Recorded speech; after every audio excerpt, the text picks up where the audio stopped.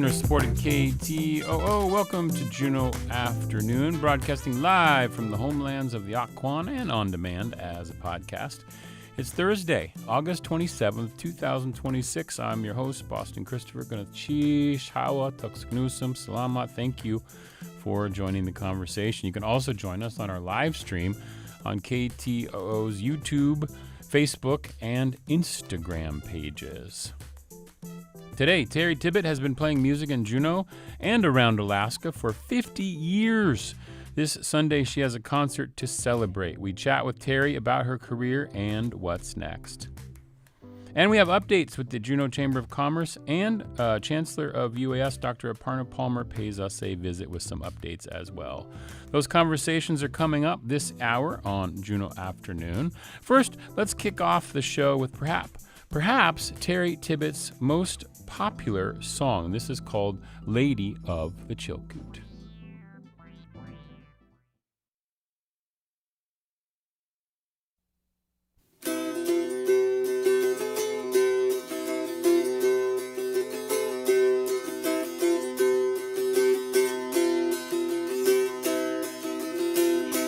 There's a place on the hill, on the side of the hill.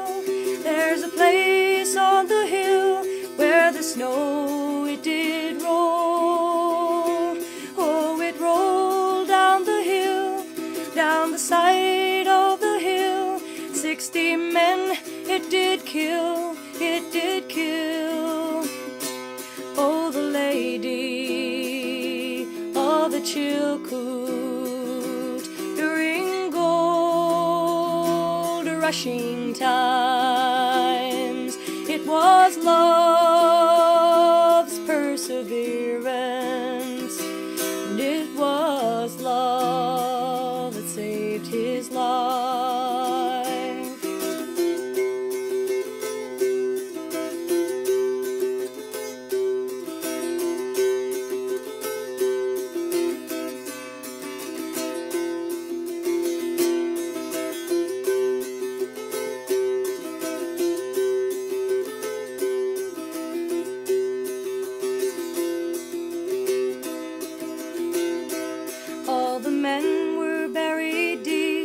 Now they'd sleep in winter sleep. All the men were buried deep. Only some were finally freed. A young woman found her man, and she gave all that she had. He was dead, they all said that he was dead. Oh, the lady of the Chilkoot during gold rushing times. It was love's perseverance, and it was love that saved his life.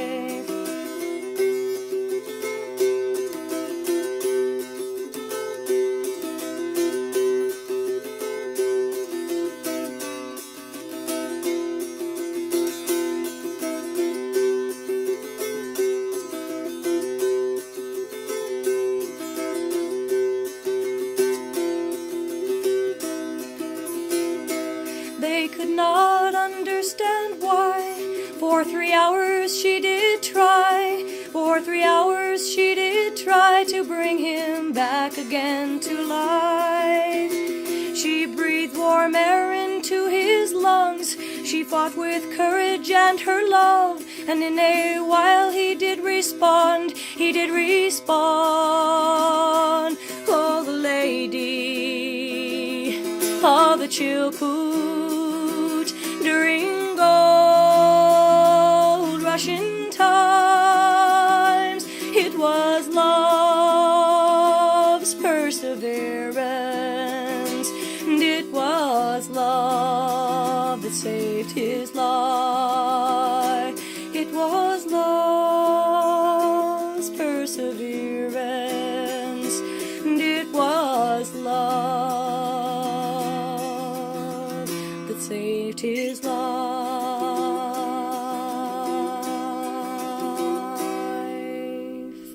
That was Teri Tibbett, Lady of the Chilkoot, here on community-supported Juneau Afternoon on KTOO 104.3 Juneau, 91.7 Juneau Ock Bay, and online at ktoo.org. I'm your host, Boston Christopher.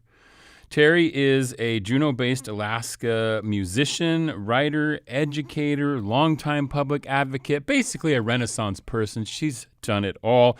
She has been playing music in Alaska for 50 years, ever since she first arrived in Juneau. And this Saturday, August 29th, that's Saturday, August 29th, Teri is having a 50-year retrospective concert at the Crystal Saloon featuring original songs, stories, visuals, and so much more. It's a pleasure to welcome Teri to the studio. Now, thank you so much, Teri. It's a pleasure. Happy 50 years. Right, thank you. So that song, Lady of the Chilkoot, probably your most well-known song. Let's start there. Tell me a little bit about how that song came about. You said it was like 1980? Yeah, so somewhere in the late 70s, John Ingalls and Barry Roderick, two Juneau folks, were approached by Folkways Record to put together an album, it was actually 3 albums of music that depicted life in Southeast Alaska, the Yukon, and historical. John and Barry came to me and said, we need a song by a woman, about a woman. There's all these songs on the album, on the rest of the albums that are men-oriented and sung by men. We need a woman singing. We need it to be about a woman, and we need it not on the guitar.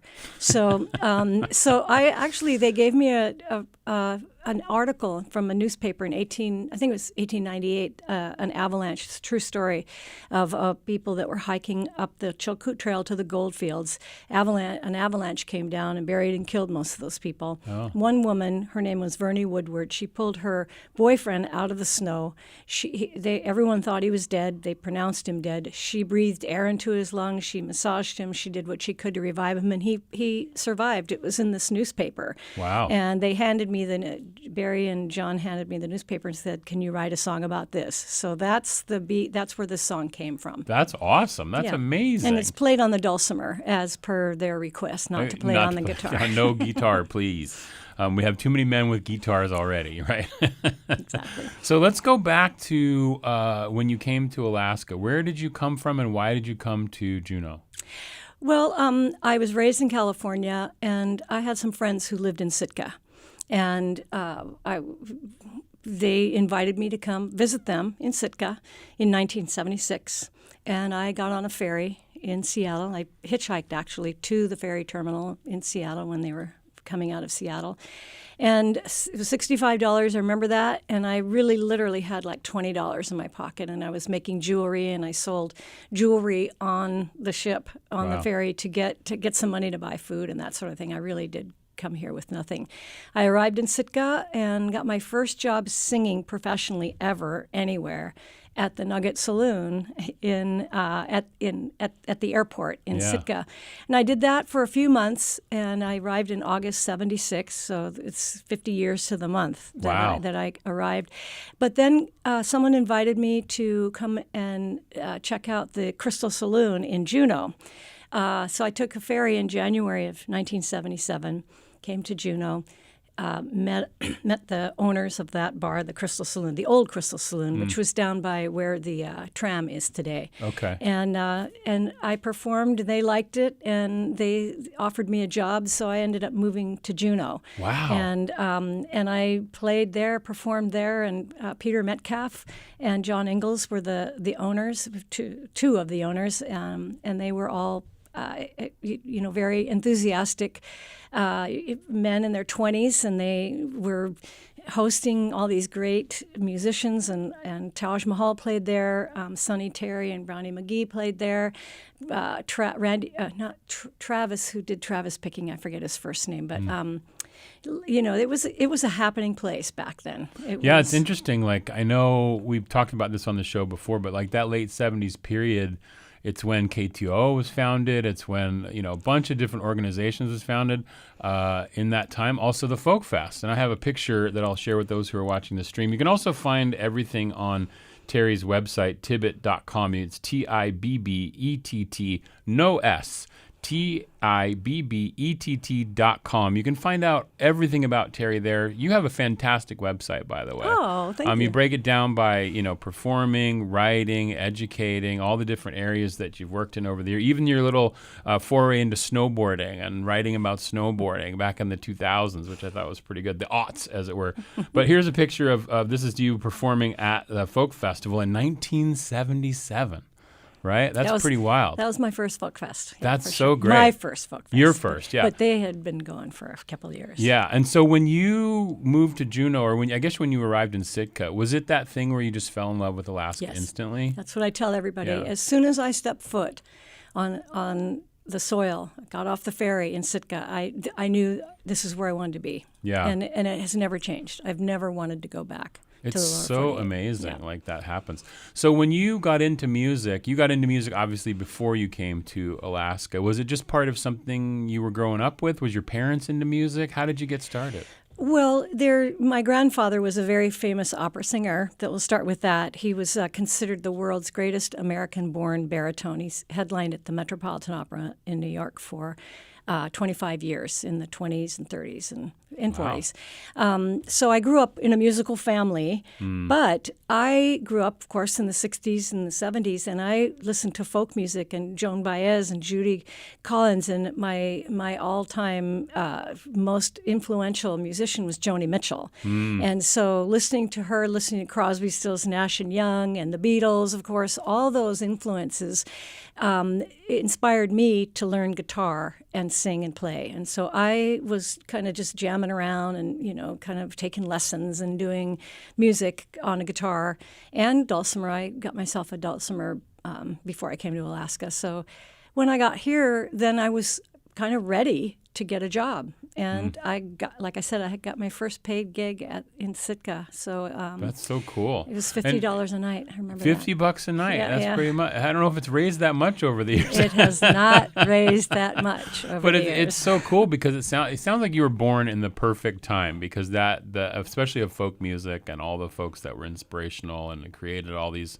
people who now have been doing it for 50 years, like yourself, which is pretty fantastic. And then you also, I know you cruise around the state. You performed everywhere. I'm going to show a picture here. This is also from your website, from the summer solstice in Fairbanks in 1980. You just look carefree with your guitar here, hair swinging in the wind, just having a good old time. And so you tell me a little bit about how you went around the state and played in different places. That's a good question. Thank you for that question. So in 1980, I applied for and received a grant from the Alaska State Council on the Arts. The program was called Shows to Go. And what they did was they would give artists, and all kinds of artists, musicians, painters, puppeteers, any kind of artist, they would give you a grant to travel around. And what that meant for me was that I made my own contacts. I made my own travel arrangements. I made all the arrangements, and then they would give me this big chunk of money to do that. Right. So I was on the Shows to Go roster for a few years, which evolved into the Artists in the Schools program. Sure. So I'm still on the roster for that, but I started being on the roster for all of that in 1980. And what that afforded me the opportunity to was get out and put my name out there, and I would meet with school district employees and say, I'd like to do something in your schools. And I just started getting jobs. I started getting requests, and I traveled and performed or worked as a musician, either at teaching or performing in over 80 villages and communities around Alaska since 1980. So that's amazing. I had, throughout the 80s, I was gone pretty much 5 months a year, just traveling around the state. And I can tell you my favorite village to this day is still Tuksuk Bay out in western Alaska, and Kaktovik up on the North Slope. That's the second favorite. And Port Alexander down in southeast. I have my favorites, but these are places. This was definitely before cell phones. It was even before home video. So the entertainment that I brought to a community was something that everyone showed up for, because they weren't watching movies in their homes. And if you're in a village, I think there was cable TV back in those days. I think you could get that education station in these villages. But it was a time when live musicians were hugely appreciated. That is so cool. And I have great memories and so appreciate the Arts Council for including me in that roster. You're listening to Juneau Afternoon. I'm talking with Teri Tibbett about her 50 years of music in Juneau. She's going to have a concert this Saturday, August 29th, at the Crystal Saloon. And it's going to feature original songs, stories, and visuals. You mentioned, the Artists in Schools program, and I know that education of students has been a big part of your career. Can you tell me why you love doing that? I am a teacher at heart. I had my own music school for a while, or it was a creative arts school, the Juneau School of Creative Arts. It's what I did to earn a living for a while. When I couldn't travel anymore, I had children, and it was hard for me to travel, so I opened a school. But I worked in the schools. I just love kids. I love teaching, and I developed a couple of curricula that I've been able to, implement in person in live situations, and everywhere from 18-month-old children, babies, and their parents to high school guitar classes. And I just love to teach. I love to create curriculum, and wow. That's where that comes from. Yeah, teach the children well, right? As they say, right? That's a great analogy. That's pretty great. I love that. And then you still perform to this day. Obviously, you're still around. I have this picture from the Alaskan from 2009. There, you're jamming out with your guitar, your little black guitar there. And so you love still performing. Is it still just something you're going to do for the next 50 years?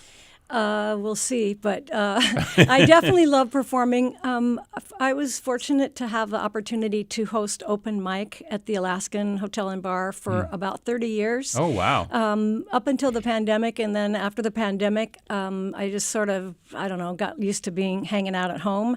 But then recently started hosting open mic, but at the Crystal Saloon, the new Crystal Saloon. So I do get out and perform. Every once in a while I do, an evening of music, that sort of thing. This show on Saturday is going to be all my originals, not every single original songs, but it's going to be 2 hours of original music. And oh, wow. Looking forward to that. We have some musicians that are going to play with me. David Elrod on cajon, which is a kind of a drum. Luke Weld playing keys. Heather Mountcastle is going to sing harmony.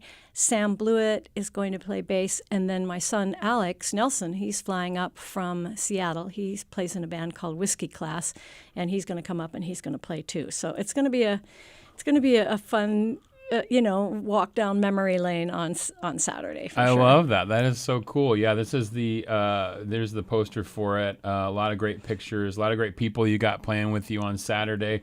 And so it's $10 at the door. People can show up on Saturday. Showtime's at 7, so doors probably open a little bit before that. Yeah. At some point. You're going to be rocking down there at the Crystal Saloon, that wonderful stage they have. You got some great musicians with you. And as we go out today, Teri, I wanted to chat with you and play another song. Okay. And this is from your album Ravensgully. Can you tell me a little bit about this song we're going to play, Sinai Moon? Sure. So Sinai Moon was written.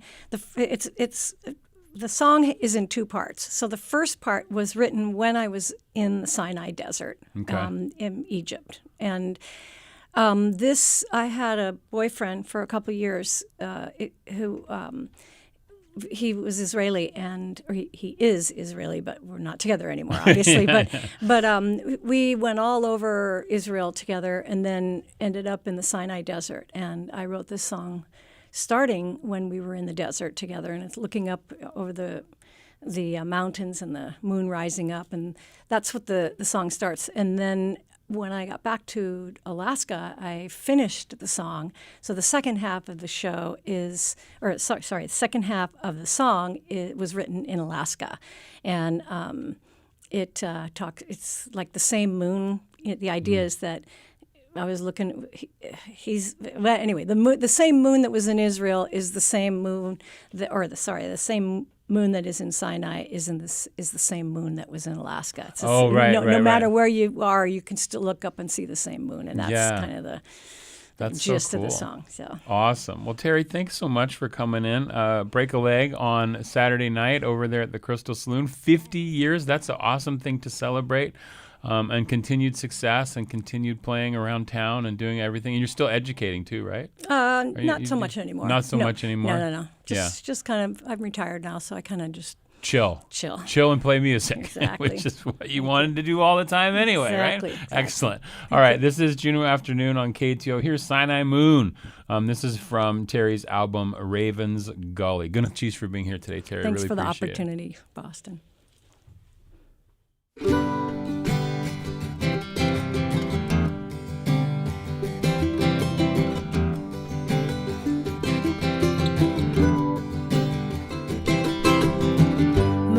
Rising up over the mountains, mountains rising up over the sea, wind rolling in over the desert, it's rolling on you, baby, rolling on me.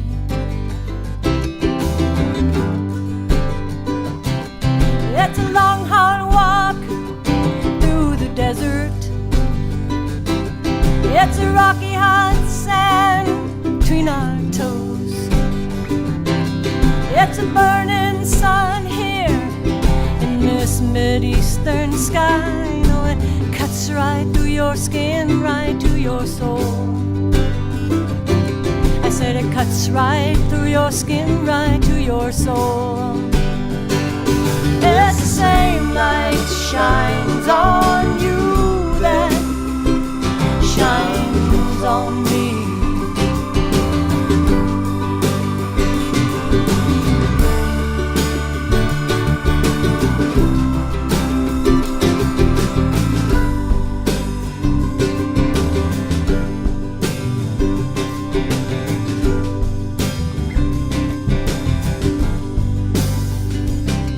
Now there's stars shining through the rooftop,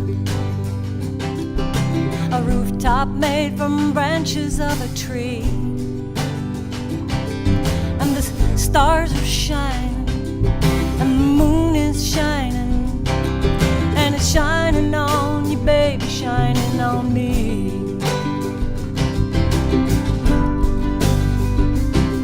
And the Sinai moon on the water, and it's a Sinai air that we breathe.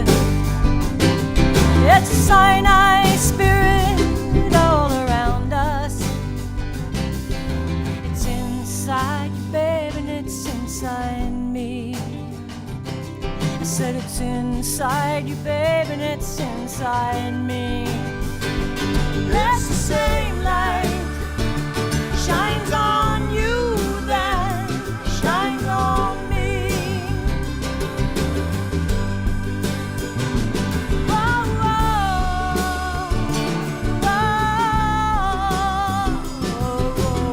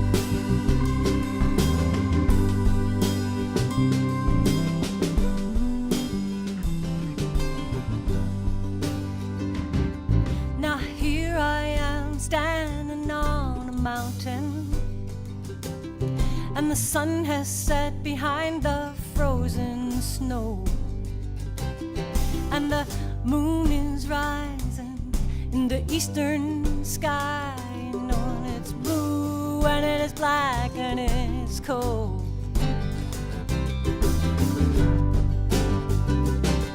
And the shadow line cuts across the ridge top, and the tree line is a jagged silhouette, and the islands and the ice fields for as far as you can see. Oh, you know it all looks so good when it's like this. I said it all looks so good when it is lit. That's the same light shines on you that shines on me. Whoa,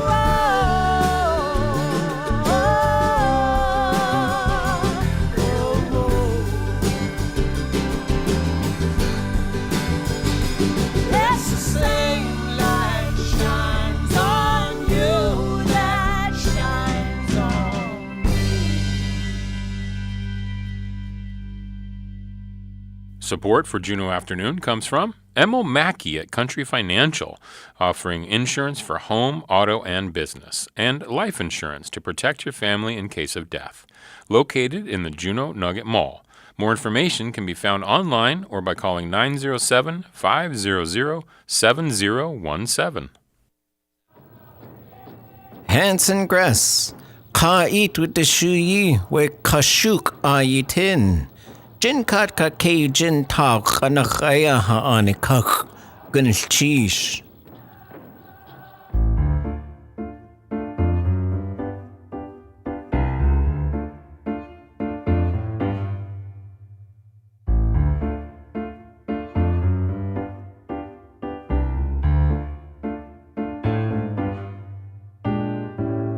This is Juneau Afternoon from your listener-supported public media station, KTOO. I am your host. Not only are Country Financial and Hanson Grass, who you just heard underwriting acknowledgments for here, supporting Juneau Afternoon, not only are they supporters of Juneau Afternoon, they're also members of the Chamber of Commerce. Yes, and we are grateful for them and all of our members. And yeah, absolutely. All the members of the Chamber of Commerce. And I'm joined now by Becca Parks and Michaela Molasan from the Juneau Chamber of Commerce for updates and events. So, Gunchish, thank you so much. It's a pleasure to see you both again. It's been a couple months. Sheesh, we've missed you. Yeah, how have you been? We've been good. We've been growing new chamber members, some of us. I know you can see this, but for people that can't, Michaela is expecting. So that's our big news in the office. That's the big news. When are you due, Michaela? 5 weeks left. 5 37 weeks? days. Yes. Wow. Are you Yes. excited? Very, Yeah. very excited. And do you have a generous leave policy for maternity over there at the Chamber? We do, and we have family-friendly practices for when she wants to come back, and we just can't wait to welcome a chamber baby to the mix. Yeah, I know. It's because then you just have a little crib there, you just have a little baby there. Why not, right? Or maybe a little work from home, a little work from the office kind of thing, all that kind of stuff. Mm-hmm. And then get that baby handing out flyers. Yeah. Something. Maybe she'll be our next moderator. Who knows? But I do want to talk about that because we do. This is election season, and we have our candidate forums coming up, and that's the big thing I want to get out there. Make sure everybody knows. I think it's well established that we do a luncheon every Thursday. Mm-hmm. So our next couple luncheons are our candidate forums. Okay. It is a great chance for folks that still haven't decided how they're going to vote, or even people that have and just want to confirm where their candidates stand on certain things. We have our school board candidate forum next Thursday, September 3rd. Then that is followed by our assembly candidate forum on September 10th. And then we've got actually Commissioner Munoz speaking the following Thursday. And then after that is our gubernatorial forum. And we're doing that one at the Baranoff so we can fit in a couple more folks. Oh, wow. And our luncheons are open to members and non-members, slightly different pricing, but we really our priority is making sure we've got informed voters out there, and as many of those forums are open to the public as possible. Yeah, we had Andy Hirsch on a couple months back because, there's a lot of different elections this year. There's municipal, there's the national, there's the this, there's the that, and like the different dates for different things. It's not all in one day. We just had the primary. So it's good that you're breaking all that down. Yeah, and the ballot measures will get confusing, and then what's on the municipal versus the state. I mean, there's a lot of information to digest this year. Yeah, absolutely. And I know last week I think you had on our familiar guests, the Juneau Commission on Aging folks who were over at the chamber last week. They were so excited from that luncheon. They came in with such energy that day. They had just presented with you. And who was today's guest at the chamber? Today we had Trish Moreland from the Small Business Development Center. She actually flew down from Anchorage to present on how to work with credit for a small business, and then kind of talked about the resources that are out there with the Small Business Development Center. Our local rep, Sandy Hussein, who shares our office, so there's just a lot of synergies between what we do and what they do. And then we're really excited that she's sticking around. So she'll be there tomorrow and is offering one-on-one sessions with businesses that have signed up to go through, talk about bookkeeping. They're completely confidential and completely free for people that just want to come in, get her thoughts on what they might have access to in terms of credit, but also what she sees in their books, if they're using software, if they're not. She's really experienced, comes with a wealth of business background and bookkeeping herself. So nice to have that extra set of eyes on your books. It feels like probably that, like, when you start your own business, like that's one of the big things is like finance, credit, budgeting. How do you figure all that out? Because people often have like a great idea, like they want to start something, but then how do you go about doing all of that? How do you get the capital? How do you get the credit to make changes when you need to and things like that? So that's probably really great stuff for people to get involved with. Yeah, and even if you think we heard directly from some of the lenders today. We had a bunch of bankers that were in the audience, and they said you can tell the difference when somebody's been coached by the SBDC when they come in to ask for a loan. It's a free resource, and why not? Why not? And they'll like rehearse with you too, so that you answer questions so that they don't come back with like weeks ahead and say, hey, we forgot to touch base on this and this and this.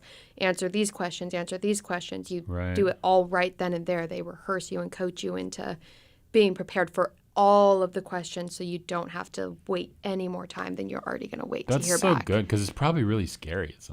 Well, yeah, and what I appreciated from Tricia's presentation today, too, is she addressed some entrepreneurs that might have a really good idea, but might also have a risk-taking background or just not have had the personal finance habits that you need to have a good credit score going in. And your personal finance score makes a difference when you're trying to build a line of credit for your business.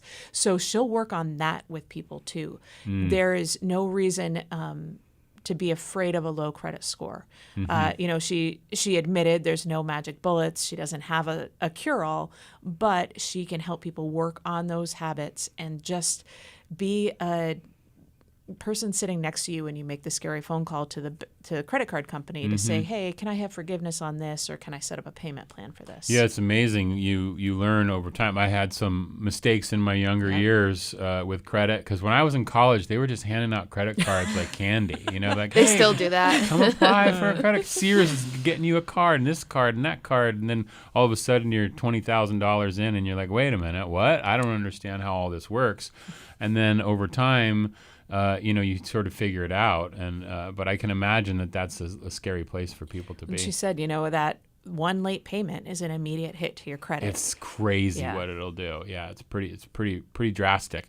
So that's cool. So you've got these candidate forums for the next basically like month. It sounds like almost in terms of getting people prepared for both elections. In essence, we've got some big ones. We've got governor, which is huge. We've got our national senators and representatives and stuff. So that's all big election this year. And our school board and assembly, I just can't underscore how big those should be for everybody who lives here. Huge. Your local government is huge. Yep. And Yeah. we've seen that this year, and we'll continue to see it. They are making big decisions for our community, and we put a lot of trust in them. So we should know what we're voting for. Well, and we know that the assembly, they had a tough going this year. Yep. And they were able to do some things and kind of move stuff around, but kind of they pushed it down the road a little bit. So there's going to be people who really need to look at making some hard decisions. So your vote is going to be extra important this year when you get to thinking about who you want in there in the assembly. So Yeah, and I'll throw a flag out there too. You know, there's still important things happening every week. On Monday, the assembly is going to be talking about the 5-ship limit. Yeah. People should keep an eye on those agendas because they're still hard at work. Yeah, absolutely. And of course, you can always tune in to KTO's Clarice Larson, who's our city reporter, covers all those assembly meetings. She listens in every Monday. She has to be at all these meetings all the time. She's there so you don't have to be. And we try to do the same thing for our members. And so what else is going on, Michaela? What else is happening at the chamber? Well, Wednesday next week, we are doing a raffle announcement. We've been doing a raffle for the last couple months now, and there were 300 tickets to sell. Okay. And we are in the single digits now. We're probably going to save a couple for day of, Okay. so that we can get some more excitement For people going. like me who wait until the last second. And so we are holding those. We are not putting them up online just to get some extra excitement. It's going to be at the Vintage Food Truck Park Okay. at 5 o'clock. The drawing's at 5:30. The event itself goes from 4 to 6. 4 to so 6, it's our regular quarterly after-hours event. Okay. Come for the networking, stay for the $10,000 grand prize. And this is for the vintage out by Mendenhall? Yep, and Right we're, next to our office. We're hoping to be able to offer tasters from each one of the food trucks. Can I tell you those tacos, those birria tacos that they have there? Oh my God, with the stuff you get to dip it in. My brother's obsessed. I don't go out there because I know I'm going to get them. And the adobo, Yeah. and the burgers, Yeah, everything. and the crepes, Everything. all mouthwatering. It's so good. And they made like the seating's covered now. So if you go out there, you can like, if it's raining even, you can still like get a seat We'll have somewhere. one rented as well. Okay. One of the covered areas. Yeah. Awesome. So And- that's your quarterly event that's happening. Yeah, and for Okay. folks that don't know, the wagon is there too. So we'll have some drink tickets for folks that want to come out and have a drink after work, and just have a great end of the day. And what's the raffle for? The chamber. Oh, It's a but it's a fundraising. fun. What do you use that money for? That money funds our base operations. Okay. So our primary revenue source is our membership, but then we supplement that to be able to offer some extra programming. And I that happens see, with our okay. raffle and then our other big event that's coming up that I think Michaela can chime in too. Yes, on October 10th, we have our annual gala, or our annual dinner, as a lot of locals know it. It's the most formal event, as we advertise it, of the year. This year's date or theme is Juneau Grown, where local roots bring lasting legacies. Well done. And Local roots bring lasting legacies. yes, and so we've just opened up sponsorship for that. If Okay. you want to know more of what that looks like, you can reach out to the office. You can look us up online, juneauchamber.com. We have so much information to feed you guys. It's super exciting. The goal is to get stories from smaller businesses Yeah. to share their stories, locally grown businesses in Juneau, to get acknowledgement, because there are some really, really awesome stories out there, I love that. which Becca touches a lot of them when she does her Business Voices podcast. So that's another thing that's super exciting. But this is another way to just get your story out there and talk about Podcasts, it. fancy dinners, quarterly meetups, Juneau Chamber luncheons, all kinds of things going on at the Chamber. You can find everything at juneauchamber.org. The next 4 luncheons are available to members and non-members, and a great place to find out more your candidate forms. Yeah. JuneauChamber.com. Oh, did I Just say? make sure people are going did to I the say right place. .org? Yeah. Yeah. No, .com. I have so many orgs on. You're a .com. Becca, Michaela, I really appreciate it, and best of luck with Thank with you. your 5 weeks to go. Thank you. Thanks for being on Juneau Afternoon. I really appreciate it. Here's a little bit more of Teri Tibbett. This is going to be, we're going to play If You See Me Walkin'. This is Teri Tibbett here on Juneau Afternoon.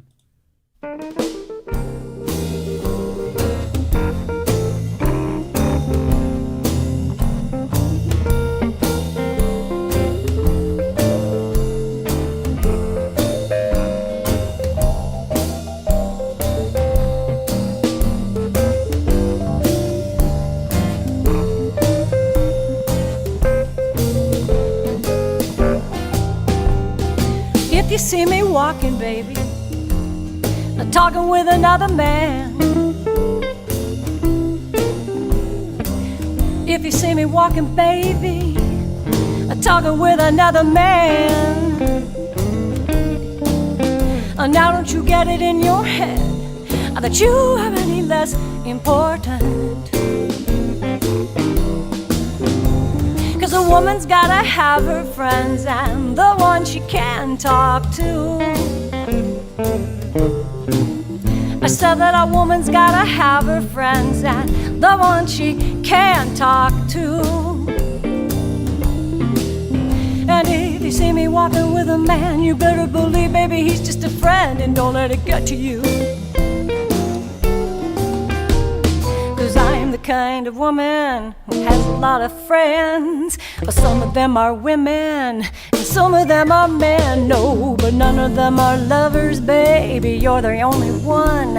Now you better get it straight that I ain't looking for anyone. 'Cause oh baby, baby, baby, baby, you're my baby.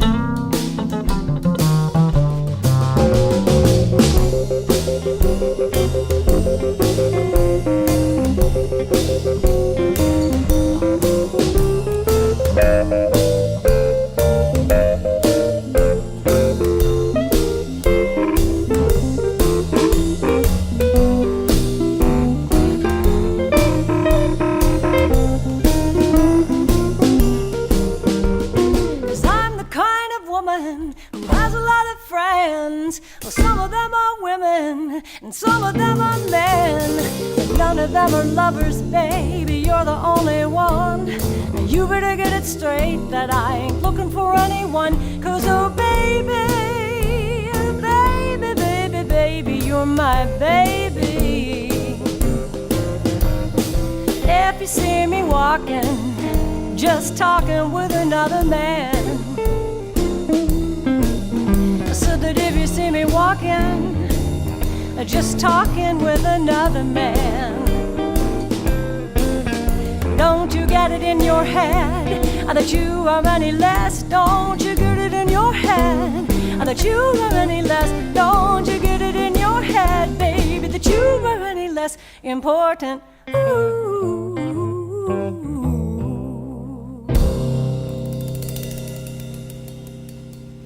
Support for Juneau Afternoon comes from Heritage Coffee Roasting Company, providing Juneau with locally roasted coffee for over 40 years, with cafes and drive-through locations throughout Juneau. More at heritagecoffee.com. Support for Juneau Afternoon comes from Tongass Federal Credit Union, a member-owned financial cooperative offering checking and savings accounts, loans, and digital financial services. In Juneau at 8585 Old Dairy Road in the K Plaza and at tongassfcu.com. Federally insured by NCUA.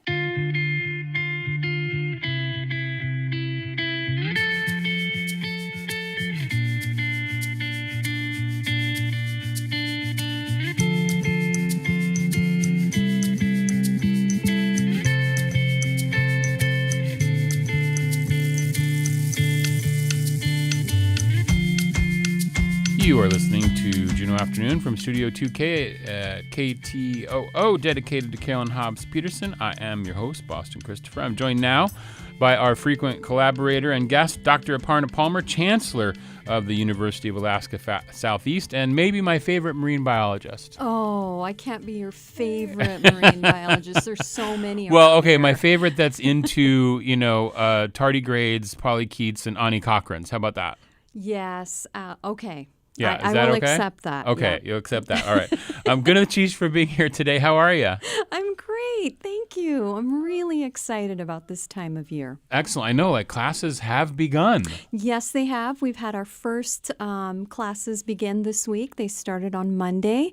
And so there's so much excitement on campus. Yeah. And it's so much fun to see all of the students back and learning, and faculty and staff are totally enthusiastic as well. And I know there's some like new programs and like some new faculty. We'll get into all that. Like there's some things that have been happening, which is just really cool. So let's start with this really cool thing that I heard about, Alaska Unlocked. You have an update about this. I do. So just to remind everybody, Alaska Unlocked is our initiative to drop our out-of-state tuition, so in-state tuition for everyone.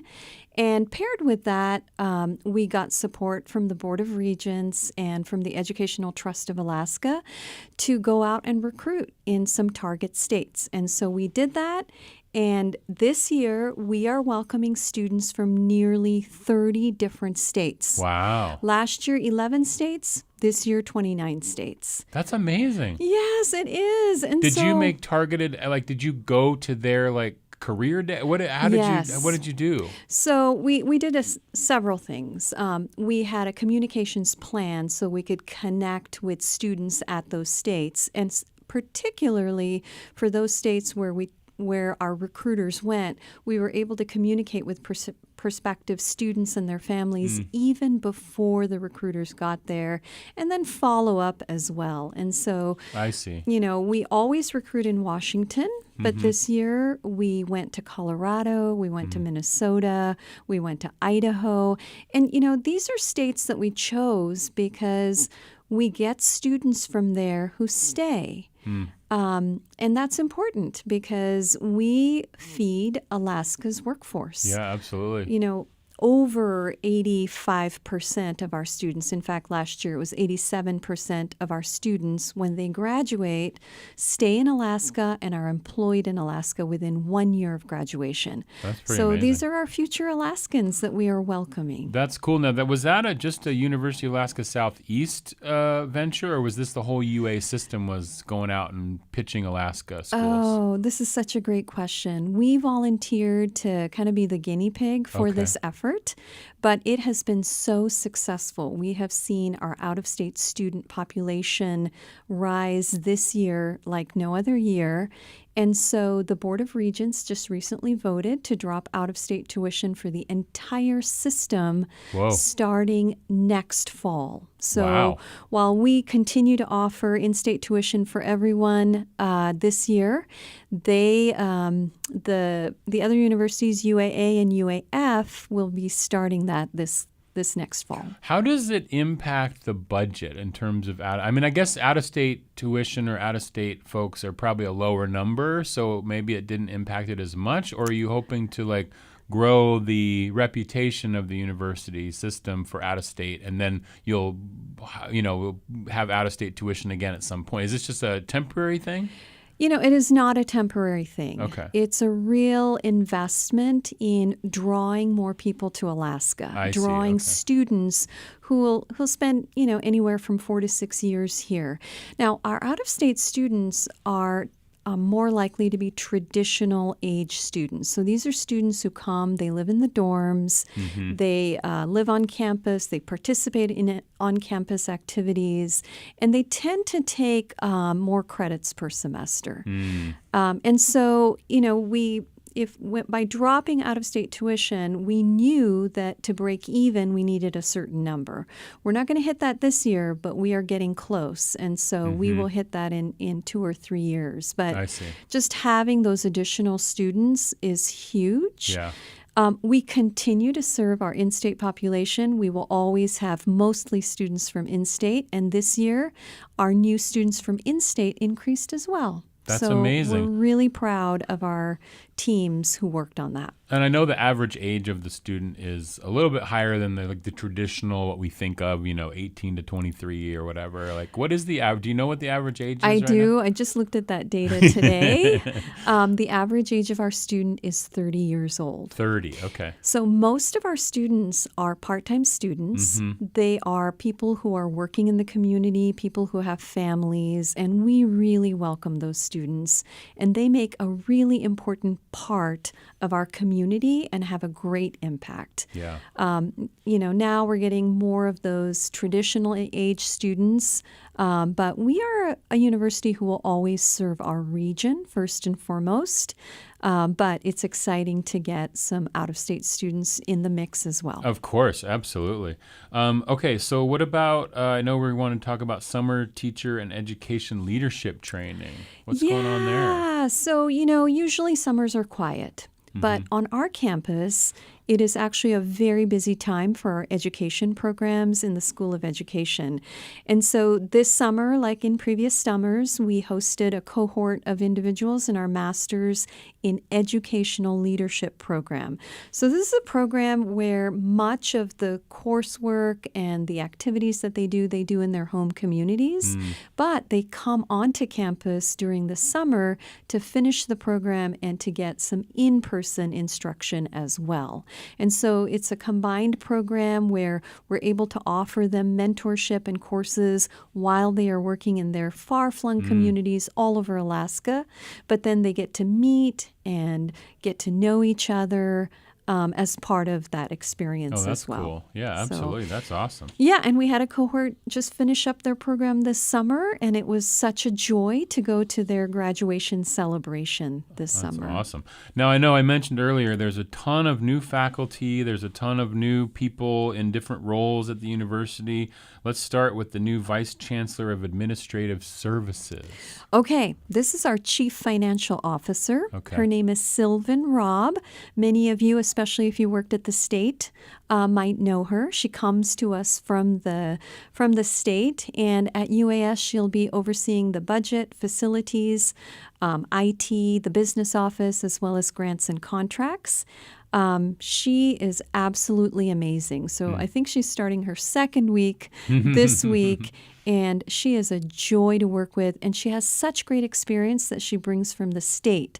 So she kind of knows the ins and outs of the budget process, which will be really helpful as we form our FY28 budget to be submitted. That's cool. Yeah. Okay, and then some new faculty. I know we had recent public administration new faculty member, Megan Holton, I believe. Yep. And who lives in Anchorage full-time, but she's teaching as part of the public admin program. And her work, she was talking about her work, her research in like how climate change affects housing. And I was so fascinated by that. So the students are going to get some great, new perspectives in that area, and in the public administration kind of thing, and her clowning background, which is pretty amazing. I'm just curious, like if she asked about that in her interview, like tell us about your clowning background, because that would be so cool.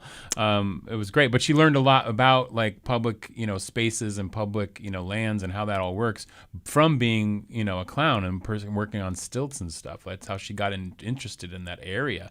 So like that lateral transition was really cool. I sense in you a fascination with clowns. I don't know about that, because they are a little scary. They're a little scary. But anyway, and then who else is new out there? Well, we have this fabulous professor, Shay Friedland. She's teaching in Alpine and Arctic Studies. She's teaching a class on perspectives on the natural world. She teaches mountain studies. She teaches outdoor studies courses. She is absolutely amazing, incredibly accomplished in the outdoors, a wonderful role model for our students who are in outdoor studies, but also a very philosophical person, and I hope that you'll have her on because her research area is very interesting. I would love to. That would be great. We also have Dave Kita. Dave Kita is a new professor in Indigenous Coast Arts, or Northwest Coast Indigenous Arts, So he is a carver. He works in design. He works in tool making, and he is so enthusiastic. He's originally from Southeast Alaska, and by being hired by UAS, he gets to return to the land of his ancestors. So we're really excited to have him, and he's so excited to work with students on Northwest Coast Arts. That's fantastic. Yeah. Go ahead. And we also have Jeremiah Blankenship. He is our newest professor in power technology. This is a really important area for us. This is a chance for students to work on diesel engines and learn how to take them apart, put them back together, problem solve, all of those kind of hands-on things that I would love to do if I ever got to return to school. So is he over at the tech center? Is that where he is? He is. Okay. He's over at the tech center, so that's I'm amazing. Really excited. Okay, and a couple more things before we end here. I know we're going to have the UAS open house. We're going to talk a little bit more about that, I think, next Thursday with someone, but that's coming up on the 12th, which is open to everybody. Is it too late for people to get into class? No. So up until tomorrow, you can sign up online, or you can come in and do it in person or call our one-stop. But you can, starting next week, you just need professor permission to get into class. We also have classes that start a little bit later in the semester that students can register for. Oh my gosh, we had the career ed folks on for. They're building the tiny homes. Yeah. And those classes, some of them are like 2 days, some of them are like 5 weeks, and they start at various different times throughout the semester. Yep, we have a lot of career ed courses. We also have some Northwest Coast arts courses that begin sometime in the middle of the semester. So there are still some choices, and it's just fun to just take a class. So, some of these courses are shorter classes, as you mentioned, and just dip your toe in. It's fun. Never too late to go back to school. No, it isn't. And then last thing I want to mention before we have to go today, Aparna, is the Board of Regents meeting in Juneau next week. Yes, they're coming to Juneau for one of their annual meetings, and we are excited to host them. We're going to have 3 students talk about their experiences being students at UAS. We're going to have a showcase to really help them understand all of the different ways in which we use or teach Indigenous studies or Indigenous knowledge. So we're excited to host them. That's excellent. So, and what happens at those meetings? So it's worth taking a listen if you're interested in the decisions that our board is making. Do they broadcast them? Yes, they are open to the public. Oh, okay. And so you can actually just search for University of Alaska Board of Regents meetings. You can see the agendas, and you can watch. Okay. Yeah. And, of course, you can find everything about UAS out at uas.alaska.edu. That's the best place to go. There's a little search box. Just put in any topic. Just put in any topic in there. Yes. Or you can just call our One Stop. That's also an option. Oh, you can do that. You. Okay. Yeah. One Stop, is that like a hotline? Well, they're available by phone, so you can search for them. But you can actually just drop in. You can come in and ask them questions in person.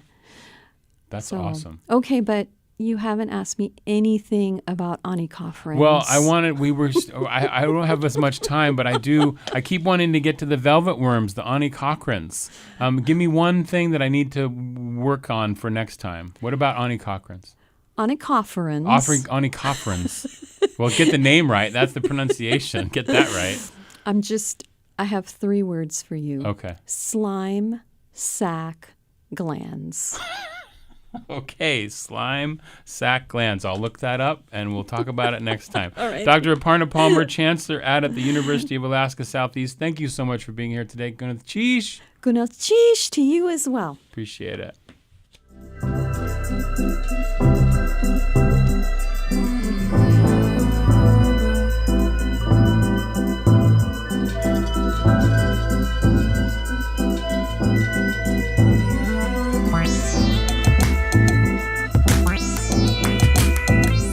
That will wrap it up for today's Juneau Afternoon. We are Wednesday through Friday at 3 p.m. right here on KTOO Juneau 104.3 and KAUK Juneau Auk Bay 91.7. Hello out the road. You can find the show online at kto.org/Juneau Afternoon, where you can listen to episodes, subscribe to the podcast, offer feedback or suggestions, or find out how to be a guest on the show. You can also find live stream archives on KTOO's YouTube page. Our theme music is by Indian Agent. Financial support comes from Country Financial, Heritage Coffee Roasting Company, Hanson Gress, and Tongass Federal Credit Union, and listeners and viewers like you. I'm Boston Christopher, producer and host of the program, with help today from Aaron Tripp. Gunath Cheesh. Have a fantastic Thursday.